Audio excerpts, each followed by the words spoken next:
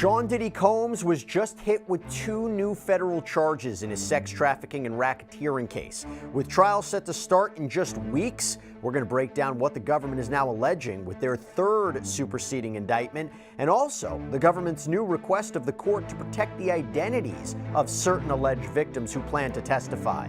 Welcome to Sidebar, presented by Law&Crime. I'm Jesse Weber. We're now essentially a month away from Sean Diddy Combs' trial in New York City, and he has just been hit with a new 3rd superseding indictment. What's new? What's different? Why now? Well, I'll tell you what, there's some significant things that we got to talk about.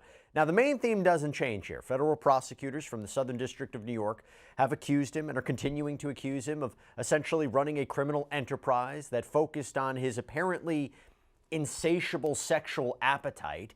Combs was indicted last fall with 3 counts: racketeering conspiracy, sex trafficking by force, fraud, or coercion, transportation to engage in prostitution. And since the first grand jury indictment came down, we have seen superseding indictments that have changed some of the language, maybe given hints to what evidence or what kind of evidence the prosecution might have against the music mogul. But now we have this 3rd superseding indictment. And this one actually adds 2 new charges and has a little bit of a difference in language. So we're going to break it down, and also we're going to break down the government just filed papers with the court asking to protect the identities of certain alleged victims who plan to testify at trial. Now, to be clear, Combs has always adamantly denied any wrongdoing, the charges, any of the allegations he faces in the numerous civil lawsuits that he faces, and he said he looks forward to his day in court. All right, so I'm not going to do this alone. We have with us friend of the show, former federal prosecutor Neama Rahmani. Neema, so good to see you.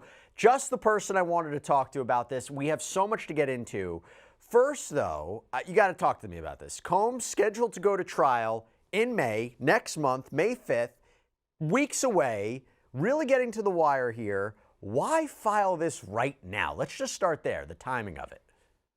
Jesse, great to be on as always. And I guess better late than never when it comes to the Department of Justice. But really, 1 month before trial is late. And that's why accompanying the superseding indictment, the 3rd superseding indictment, is a letter to the court essentially saying, this doesn't change anything. We've already produced the evidence in discovery. We've produced the witness statements, the victim statements under the Jenks Act. So Diddy and his team, they have everything because they know the judge is probably going to give them a hard time for this indictment so close to the trial. Now, we know that Diddy doesn't want to push the trial because he's in custody without bail. But typically, if you go to the grand jury this late, this is a very good excuse and a reason for the defense to ask for a continuance.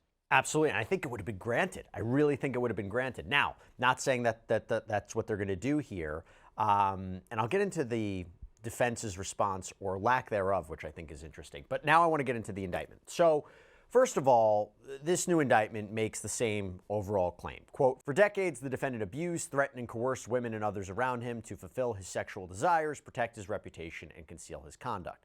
And a prior superseding indictment updated the date range for the allegations against Combs, pushing it back from 2008 to 2004, claiming that between 2004 and 2024 is what's referred to as Combs' enterprise committed various crimes like arson, kidnapping, drug possession.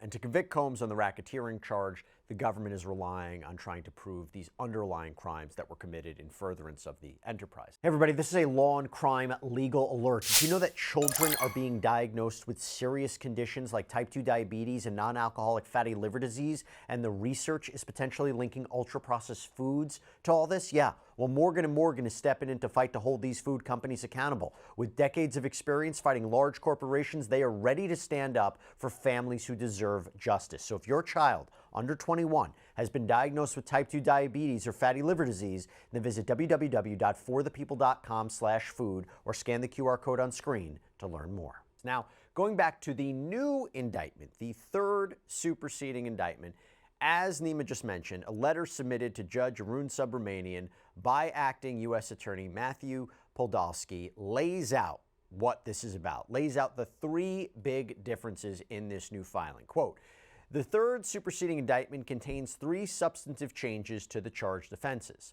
First, count 4, which is, by the way, a new count 4 charges an additional substantive count of sex trafficking by force, fraud, or coercion with respect to victim 2.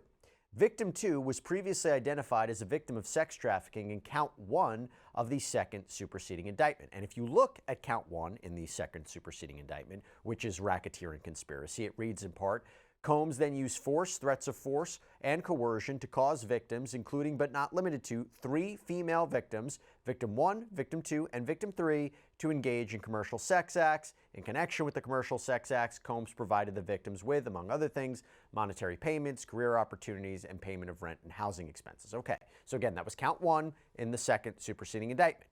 But now, Combs is facing a new individual sex trafficking charge against victim 2. And it reads, quote, from at least in or about 2021 up to and including in or about 2024 in the Southern District of New York and elsewhere, Sean Combs, and then it says, recruited, enticed, harbored, transported, and maintained victim 2 and attempted, aided, and abetted, and willfully caused victim 2 to engage in commercial sex acts, knowing and in reckless disregard for the fact that victim 2 was engaging in commercial sex acts as a result of force, fraud, and coercion. Neama, why do this? Why create this separate charge for victim 2?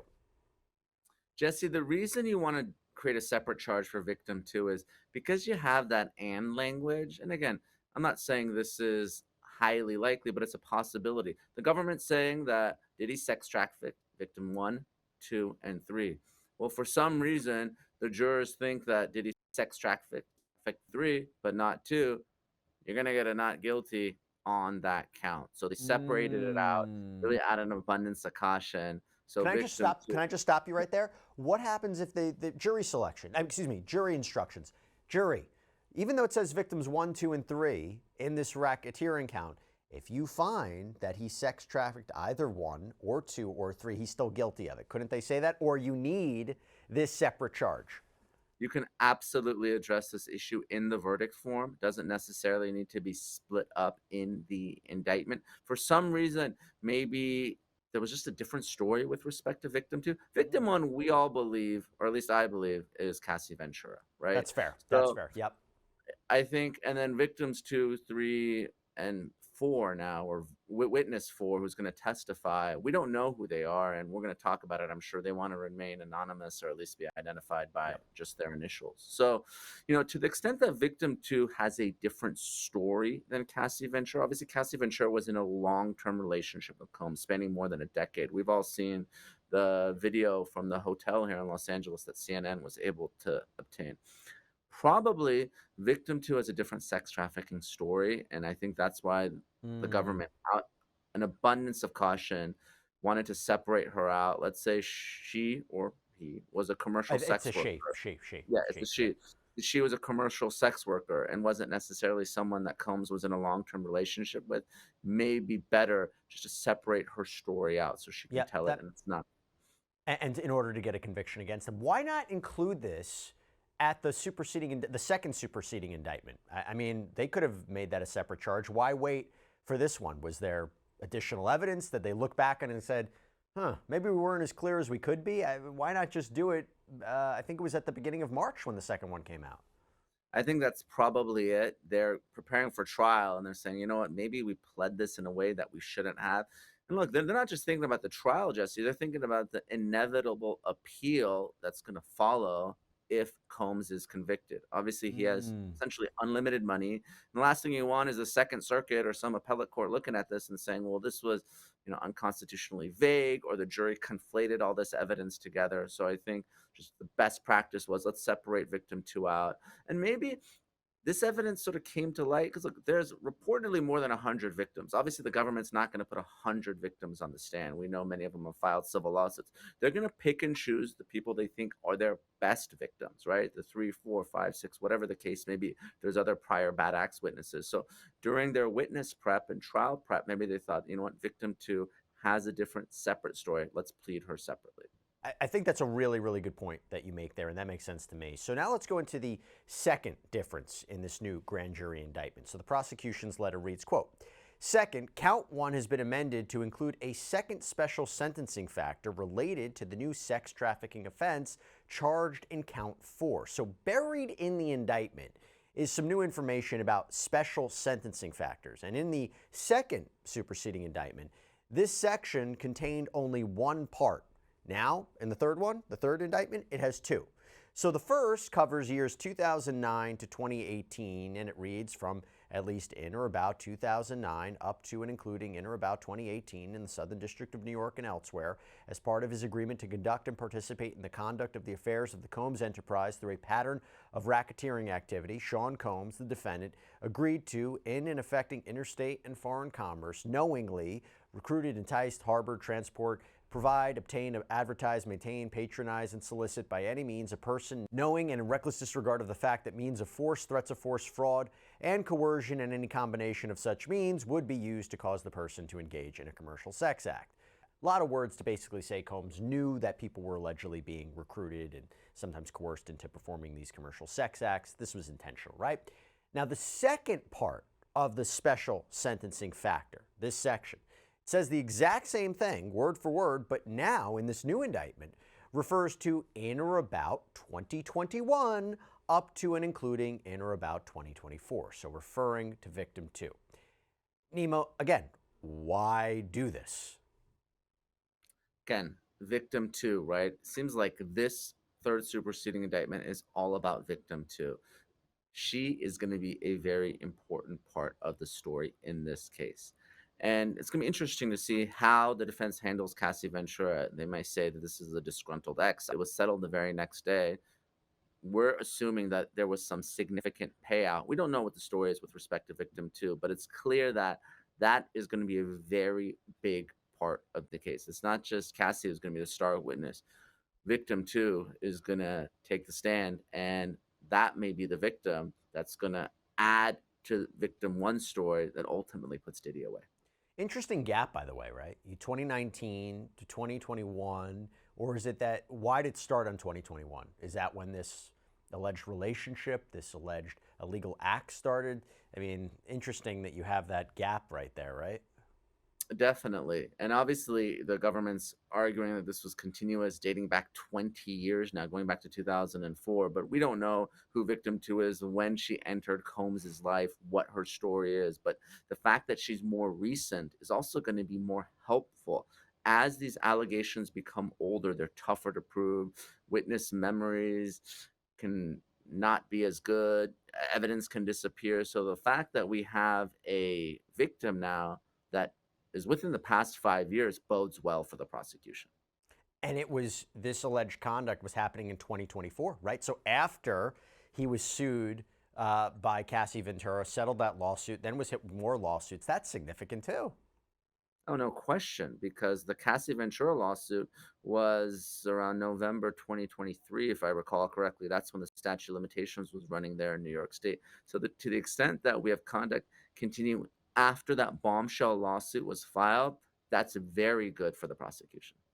Okay, now I want to get into the third big substantive change in this third superseding indictment. So it says, the government's letter says, quote, third, the third superseding indictment charges the Mann Act in two separate counts, in counts 3 and 5, covering conduct for victim 1 and victim 2, respectively. The second superseding indictment previously charged this conduct as a single Mann Act offense. And if we read this new count, this brand new count, count 5, in the third superseding indictment, it now says, quote, from at least in or about 2021 up to and including in or about 2024 in the Southern District of New York and elsewhere, Sean Combs, and then it says, knowingly transported individuals in interstate and foreign commerce with intent that the individuals engage in prostitution and attempted, aided, and abetted, and willfully caused the same to wit. Combs transported, aided, and abetted, and willfully caused the transportation of multiple individuals, including but not limited to victim 2 and commercial sex workers in interstate and foreign commerce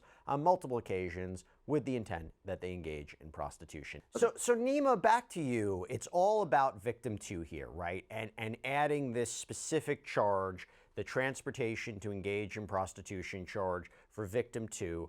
I go back to this idea, why wasn't it initially charged this way? And it's significant that they do this. And it makes me wonder if they're making the change this late in the game, does it potentially show a weakness in their case or a weakness on how they're going to present this to the jury? Well, Jesse, it's the same reason, like you said, the reason the sex trafficking of victim two was put in a separate count.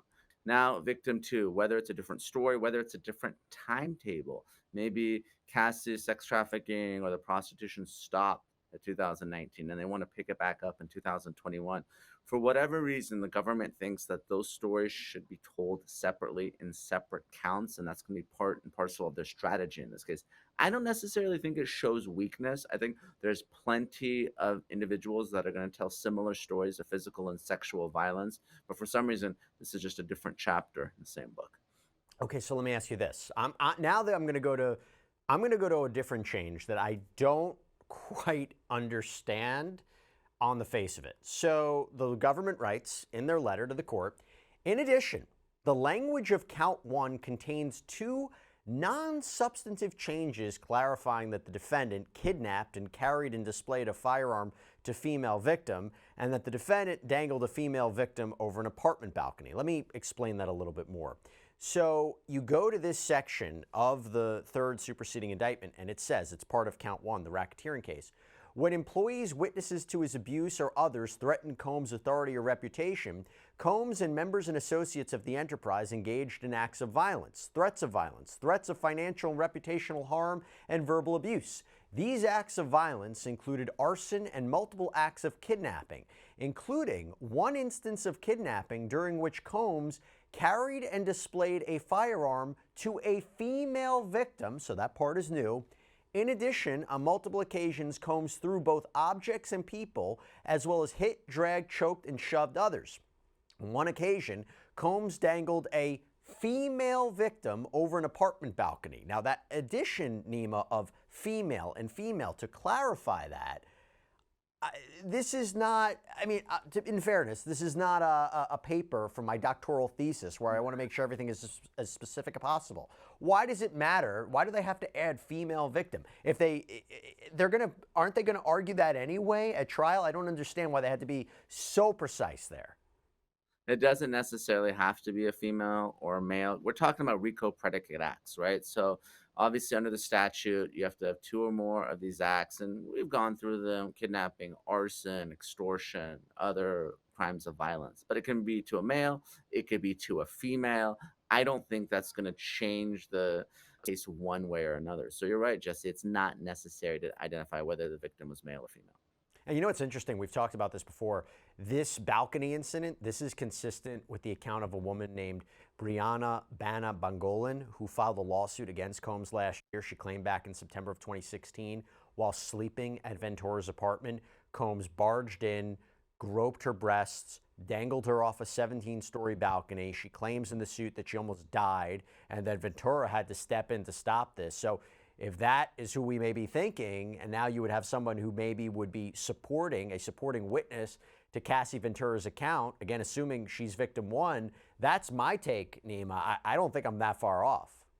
No, that sounds absolutely right. Obviously, that's a horrible thing to allegedly happen to anyone, but you would think that there's not multiple people that were dangled off a balcony by Sean Diddy Combs, and that probably is her.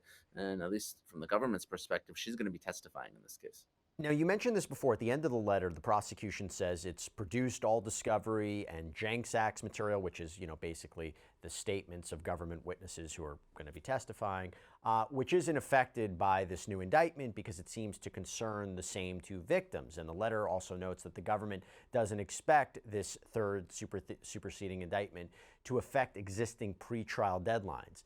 You mentioned it before that Combs is looking to go to trial as immediately as possible, try to, get an acquittal, try to get out of there. But I wonder, is this fair to the defense? Is this trial still going to happen May 5th? I do think the trial is still going to happen May 5th because ultimately, Jesse, we know it's the defendant's right to a speedy trial, and the defense is going to ask for a continuance. If they say, listen, you're dropping this on us at the 11th hour, if they don't make the request for a continuance, then the judge is going to keep the trial date. So now I have one final thing I have to ask you about. This is putting aside the third superseding indictment. So the government filed with the court a motion in limine. And basically, that's regarding how evidence will be limited or restricted in a trial. And the government argues that pursuant to the Crime Victims' Rights Act, the court needs to put in some measures to protect the privacy of some of the alleged victims who plan to testify, namely victims 2, 3, and 4, not victim 1. The prosecutors indicated that victim 1, again, who we believe to be Cassandra Ventura, is prepared to testify under her own name, revealing herself. But essentially, with regard to the other victims, they're arguing that they should be referred to by pseudonyms, that the defense can't elicit personally identifiable details of them when they have an opportunity to cross-examine these witnesses, that the court seal certain exhibits to protect their identities. And really what the prosecutors highlighted was that their testimony is going to be extremely sensitive and personal. I mean, think about what they're going to be testifying to, and that this will cause them embarrassment and anxiety and social stigma if their identities are revealed, both for them and their families. And the prosecution supports that with a legal argument. For example, they say the confrontation clause may guarantee defendants a right to cross-examine and confront their witnesses or confront the government's witnesses, but it's not absolute. And the prosecutors even cited the Ghislaine Maxwell case where victims were allowed to testify under pseudonyms. Neama, good argument? It's an okay argument, and it's really up to the discretion of Judge Subramanian, but there's a presumption that trials in this country are public and they're accessible to the public. And really testifying under a pseudonym or filing documents under seal, that's the exception rather than the rule. Now, under the federal rules, judges do have a lot of discretion, and they look at factors like potential harm to the victim, the sensitive nature of the testimony, but ultimately, we're talking about a criminal trial, and I respect victims, but the person that probably has the most rights here is Sean Diddy Combs. And to the extent that he objects to this, I would probably guess that the victims may not have this protection that the government is asking for. Why does the defense need to know this? I mean, they know who these people are. Why do they want them to not have to testify under pseudonyms? Why does that affect their case? For the same reason why Combs's civil defense lawyers, they're trying to out and identify the victims. And the judges in those civil cases have ruled, at least some of them, that the victims, that they want to proceed with these allegations against Combs in civil court, where we're just talking about money, they do have to identify themselves. And not only is he a civil defendant, but he's a criminal defendant. And to the extent that the defense makes a colorable argument that this affects his ability to try the case fairly. Right. And obviously we all know about the Sixth Amendment confrontation clause. I do think on balance, judges tend to side with the defense here, especially when they know an appeal is inevitable. And I agree. So there's a number of civil cases that we've seen where the judges have said you have to identify yourself. And I think the fair argument is you're the one who filed the lawsuit. You're the one who made it public. The defendant has a right to know who you are. And yes, from a defense point of view, if you're putting the pressure on them to identify themselves, they may drop the lawsuit. They might not want to continue. It is different in a criminal case. Assuming for a moment that these other alleged victims didn't file lawsuits against Sean Combs, they're not choosing to be government witnesses. I mean, maybe some of them did, but they're subject to a subpoena, right? If they say, hey, we don't want to testify, government, can't the government come back and be like, too bad, you have to? No? Of course, government can compel their testimony. Obviously, they're going to have a much stronger argument if they haven't filed a civil lawsuit. They've never identified themselves. They don't want to testify. I'm sure that's something the judge would consider. It's just, again, yeah. I understand the argument. Just my prediction, given how these cases are typically handled, oftentimes, and it's sad, and we've seen it time and time again. It can be Harvey Weinstein, Bill Cosby. Victims of sexual assault do have to testify. Now, sometimes the media doesn't identify them, even though they're testifying publicly in court, and that's decisions that media companies make. But It's really the exception rather than the rule that they can testify under some pseudonym. Neama Rahmani, so good seeing you. Thank you so much for breaking down these changes with me. Such a pleasure, as always. Thanks for having me, Jesse. Talk soon. So after we wrapped up this interview with Neama Rahmani, turns out Sean Combs' legal team issued a formal response to this third superseding indictment, and it says, These are not new allegations or new accusers. These are the same individuals, former long-term girlfriends, who were involved in consensual relationships. This was their private sex life, defined by consent, not coercion. All right, there you have it, everybody. Thank you so much for joining us here on Sidebar. And as always, please subscribe on YouTube, Apple Podcasts, Spotify, wherever you should get your podcasts. I'm Jesse Weber. I'll speak to you next time.